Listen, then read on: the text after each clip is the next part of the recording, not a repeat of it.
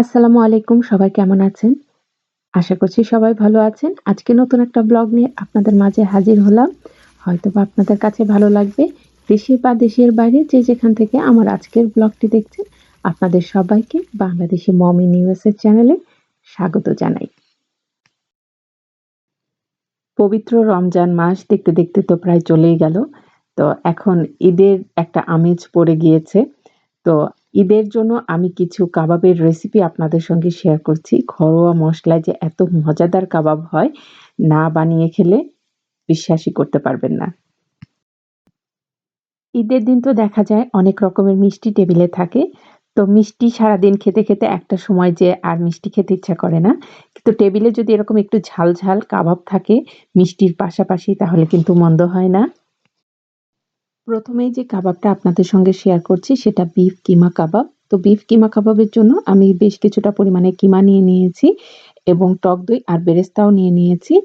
তো এখন একটা মসলা বানিয়ে নিচ্ছি প্রথমেই, যেটা মৌরি, জয়ত্রী, জায়ফল আর ছোট্ট একটু স্টার আনিস আমি হালকা টেলে এখন ওই যে টক দই আর বেরেস্তা সেটার সঙ্গে নিয়ে এখন ব্লেন্ডারে একসঙ্গে ব্লেন্ড করে নিব। মসলাগুলো কিন্তু হালকা করে টেলে নিতে হবে। খুব বেশিক্ষণ ধরে টালা যাবে না। আর স্টার আনিস চাইলে দিতেও পারেন, না চাইলে নাও দিতে পারেন। আর দিলেও খুব অল্প পরিমাণে দিবেন কারণ এটা অনেক স্ট্রং ফ্লেভার হয়। ৪ টা ব্রেডের টুকরা আমি পানি দিয়ে ভিজিয়ে এখন কিমার উপরে দিয়ে দিলাম। সাথে কিছু গুঁড়া মসলা দিয়ে দিচ্ছি। গুঁড়া মসলার মধ্যে আমি নিয়ে নিয়েছি ধনিয়া গুঁড়া, জিরা গুঁড়া, গোলমরিচের গুঁড়া, লবণ, লাল মরিচের গুঁড়া, কাশ্মীরি লাল মরিচের গুঁড়া আর নিয়ে নিয়েছি গরম মসলা গুঁড়া। এখন দিয়ে দিলাম আদা রসুন বাটা। আমি যেহেতু এখানে প্রায় ২ কেজির উপরে কিমা নিয়ে নিয়েছি, তো সবকিছু একটু বেশি, বেশি করেই মসলা দিয়ে দিচ্ছি। আর যে মসলাটা আমি ব্লেন্ড করতে দিয়েছিলাম, সেই মসলাটা এখন দিয়ে দিলাম। এই কাবাবে চেষ্টা করবেন পানির পরিমাণ যেন একদমই না থাকে, কিমাটাও যেন ড্রাই থাকে আর যে মসলাগুলো ব্যবহার করছি সেগুলোতেও যেন পানি না থাকে। যেমন এখানে আদা রসুন বা ওই যে ব্লেন্ডারে যে মসলাটা আমি বানিয়ে নিলাম টক দই বেরেস্তার, সেখানেও কিন্তু আমি অতটা পরিমাণে পানি ব্যবহার করিনি। তো এখন দিয়ে দিয়েছিলাম ২ টেবিল চামচ কর্নফ্লাওয়ার, এটা বাইন্ডিং এর কাজ করবে। দিয়ে এখন কিমাটাকে সুন্দর করে মাখিয়ে নিব। কর্নফ্লাওয়ারের বদলে ২ টেবিল চামচ ময়দাও ব্যবহার করা যেতে পারে। এখন মসলাটার সাথে কিমাটা সুন্দর করে মিশিয়ে নিব। আর মাখানোটা কিন্তু খুব ভালো করেই মাখাতে হবে। তো এটাকে মাখানো হয়ে গেলে ১ ঘন্টা রেস্টে রেখে আমি কাবাবের শেপ দিয়ে নিব। রোলের মতো করে কাবাবগুলোর একটা শেপ দিয়ে নিয়েছি।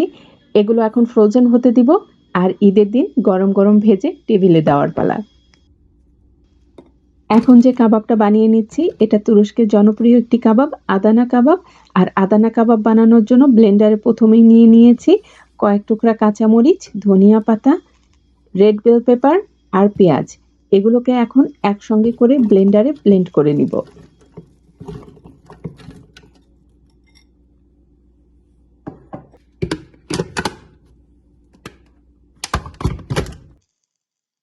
এগুলো যখন ব্লেন্ড করব কোনো প্রকারেরই পানি ব্যবহার করব না।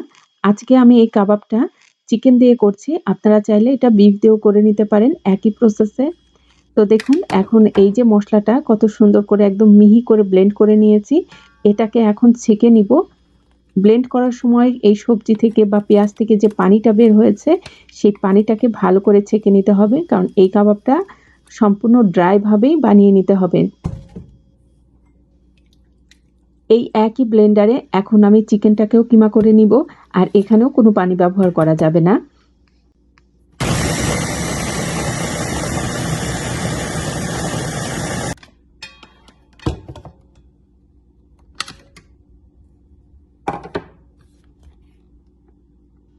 দেখতেই পাচ্ছেন চিকেনটা খুব সুন্দর করে কিমা করে নিয়েছি একদম মিহি করে। এখন যে মসলাটা ছাঁকতে দিয়েছিলাম সেটা কিমার উপরে দিয়ে দিচ্ছি। দিয়ে একে, একে বাকি মসলাগুলো দিব। এই কাবাবে কিন্তু বেশি মসলার প্রয়োজন হয় না। অল্প স্বল্প মসলা দিয়ে এই কাবাবটা বানিয়ে নিতে হয়। তো এখন দিয়ে দিয়েছি চিলি ফ্লেক্স, লাল মরিচের গুঁড়া, গোলমরিচের গুঁড়া আর আদা রসুন বাটা। এই যে কাবাবগুলো বানিয়ে নিচ্ছি এগুলো যখন আমি ভাজবো, ভাজার শেষে কয়লার একটা স্মোকি ফ্লেভার দিব, তখন মনে হবে এগুলো যেন কয়লার চুলাতেই বানানো হয়েছে। আপনারা চাইলে এই কাঁচা অবস্থাতেই কয়লার ফ্লেভার দিয়ে তারপরে কাবাবের শেপ দিয়েও নিয়ে নিতে পারেন।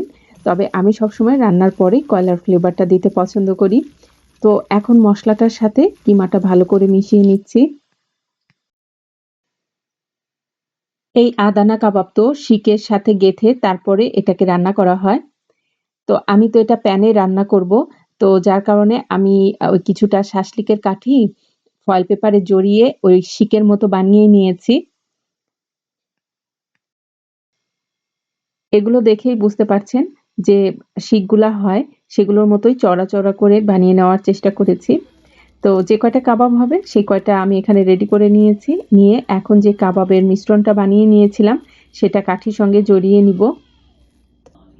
কাঠির সঙ্গে জড়ানো হয়ে গেলে এই যে হাত দিয়ে একটু এরকম প্রেস করে দিচ্ছি যাতে ওই যে কাবাবগুলোতে যে হাতের একটা ছাপ থাকে সেটা যাতে বোঝা যায়। তো সেরকমটা করে দিচ্ছি। তো আদানা কাবাব আমার রেডি। এখন এটাকে ফ্রোজেন হতে দিব। ঈদের দিন ভেজে টেবিলে দেওয়ার পালা। এখন বানিয়ে নিচ্ছি তান্দুরি চিকেন। আর তান্দুরি চিকেনের জন্য আমি বেশ কিছুটা চিকেন নিয়ে নিয়েছি এবং চিকেনের গাগুলোকে একটু ছুরি দিয়ে কেটে, কেটে নিয়েছি যাতে মসলাগুলো চিকেনের সঙ্গে ভালো করে মেশে। তো এখানে কিছু গুঁড়া মসলা দিয়ে দিয়েছি। লাল মরিচের গুঁড়া, জিরা গুঁড়া, ধনিয়া গুঁড়া, আদা রসুন বাটা। এখন একে, একে বাকি সব মসলাগুলো দিয়ে দিব। যেমন টক দই। আমি কিন্তু তান্দুরি চিকেনে টক দইটা একটু বেশি করেই দিই।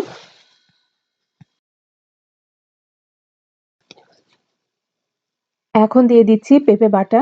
এখানে সবুজ যে খোসা সেটা সহই আমি পেঁপেটাকে বেটে নিয়েছি। আর ভিতরে যে আঁশগুলো থাকে পেঁপের সেগুলো ফেলে দিয়েছি। কারণ ওগুলো থাকলে পেঁপে বাটাটা কিন্তু তিতা, তিতা লাগতে পারে। এখন দিয়ে দিলাম প্যাকেটের তান্দুরি যে গুঁড়া মসলা সেইটা।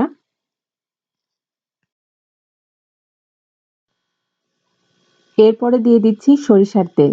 আমি তান্দুরি চিকেন আর শিক কাবাব যখনই বানাবো সরিষার তেল ব্যবহার করবই। কারণ এটার যা সুন্দর একটা ফ্লেভার আসে না বানালে বুঝতেই পারবেন না। তো এখানে আমি একটু বেশি করেই সরিষার তেল দিয়েছি। যখন ভাজবো তখন সাদা তেলের পরিমাণটা খুব কম ব্যবহার করব। তো এখন সবকিছু সুন্দর করে মাখিয়ে নিচ্ছি। আর এই যে মাখানোটা এটা সুন্দর করে মাখাতে হবে। মাখিয়ে এটা কমপক্ষে ২ থেকে ৩ ঘন্টা মেরিনেট হতে দিলে আপনি আসল তান্দুরির মজাটা পাবেন। আর চাইলে যদি সময় কম থাকে ১ ঘন্টাও মেরিনেট করে রাখা যায়।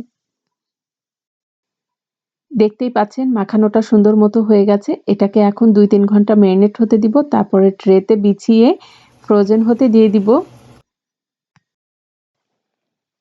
এখন বানিয়ে নিব চিকেন শাসলিক। আর এই চিকেন শাসলিকটা আমার বাচ্চাদের খুবই প্রিয় একটি খাবার। মাঝে মধ্যে আমার এটা বানাতে হয়।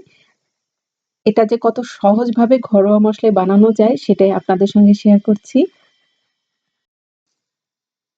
শাসলিক বানানোর জন্য কিছুটা পরিমাণে চিকেন নিয়ে নিয়েছি। তাতে দিয়ে দিলাম রেড বেল পেপার আর পেঁয়াজ কিউব, কিউব করে কেটে দিয়েছি এখানে।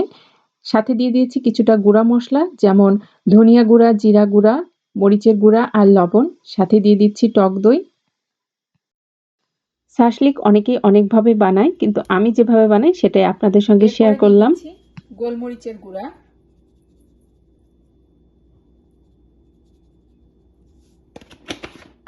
দিয়ে দিব সয়া সস, লবণ আছে, সয়া সসটা একটু বুঝে শুনে দিতে হবে না হলে আবার তিতা হয়ে যেতে পারে। তারপরে দিয়ে দিচ্ছি গার্লিক পাউডার। চাইলে আদা রসুন বাটাও ব্যবহার করতে পারেন। আমি এখানে একটু গার্লিক পাউডার দিয়ে দিচ্ছি। সাথে একটু অনিয়ন পাউডার দিয়ে দিব।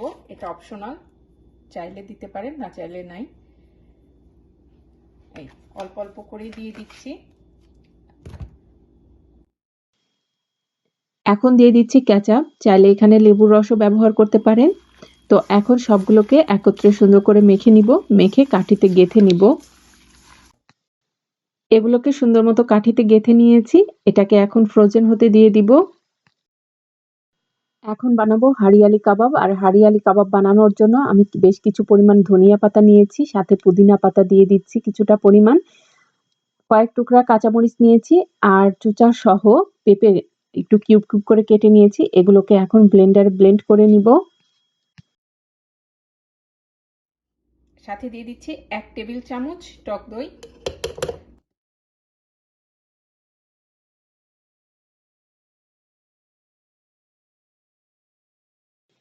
ব্লেন্ডারে ব্লেন্ড করা মসলাটা এখানে দিয়ে দিলাম। এখন দিয়ে দিচ্ছি কিছুটা পরিমাণের গুঁড়া মসলা। যেমন এখানে নিয়েছি চিনি, ধনিয়া গুঁড়া, জিরা গুঁড়া, গরম মসলার গুঁড়া আর হচ্ছে লবণ। এগুলো এখন দিয়ে দিচ্ছি চিকেনটার মধ্যে। হারিয়ালি কাবাব যেহেতু সবুজ হয়, তো এখানে যেহেতু ধনিয়া পাতা, পুদিনা পাতা ব্যবহার করেছি, একটু সবুজ কালার আসবে, কিন্তু যখন ভাজতে যাব কালারটা হালকা হয়ে যাবে। সেজন্য এখানে একটু গ্রিন ফুড কালার ব্যবহার করেছি। আপনারা চাইলে ব্যবহার করতেও পারেন, নাও পারেন। তো এখন সব মসলাকে একত্রে মেখে নিব। তো মাখতে যেয়ে মনে পড়লো এখানে আমি আদা রসুন বাটা দিই নাই। তো পরবর্তীতে এখানে এড করে দিয়ে এটাকে ভালো করে মাখিয়ে ১-২ ঘন্টার একটু মেরিনেট হতে দিব। এরপরে ট্রেতে বিছিয়ে ফ্রোজেন হতে দিয়ে দিব। আজকের ব্লগটা এতটুকুই। আপনাদের কাছে কেমন লেগেছে কমেন্ট করে জানাবেন। আর যদি আমার ব্লগগুলো আপনাদের কাছে ভালো লাগে প্লিজ আমার চ্যানেলটা সাবস্ক্রাইব করবেন। দেখা হবে নতুন কোনো ব্লগের সাথে। সে পর্যন্ত সবাই ভালো থাকুন, সুস্থ থাকুন।